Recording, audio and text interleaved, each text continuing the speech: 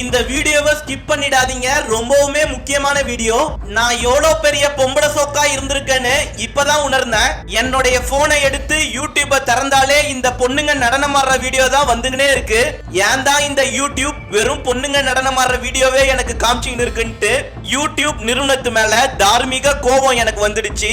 உடனடியா யூடியூப்லயே இந்த பொண்ணுங்க நடனம் ஆடுற வீடியோ எனக்கு வராத இருக்க என்ன பண்ணலாம்னு சர்ச் பண்ணா யூடியூப் சர்ச் பார்க்கு கீழேயே இந்த பொண்ணுங்க நடனம் ஆடுற வீடியோ எனக்கு ரெக்கமெண்டேஷன்ல காமிச்சிச்சு.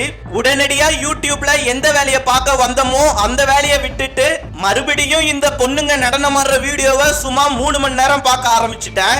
அப்புறமேட்டா தான் என் ஃப்ரெண்டு சொன்னா, யூடியூப்ல நீ எதை அதிகமா பாக்குறியோ அதை தான் யூடியூப் ரெக்கமெண்டேஷன்ல உனக்கு காமிச்சிங்கனே இருக்கும். அதனாலதான் யூடியூப் இந்த பொண்ணுங்க நடனம் ஆடுற வீடியோவே உனக்கு காமிச்சிங்கன்னு இருக்கு. அப்புறமேட்டா தான் நான் உணர்ந்தேன் நான் எவ்வளவு பெரிய பொம்பளை சோக்கா இருந்திருக்கேன்னு.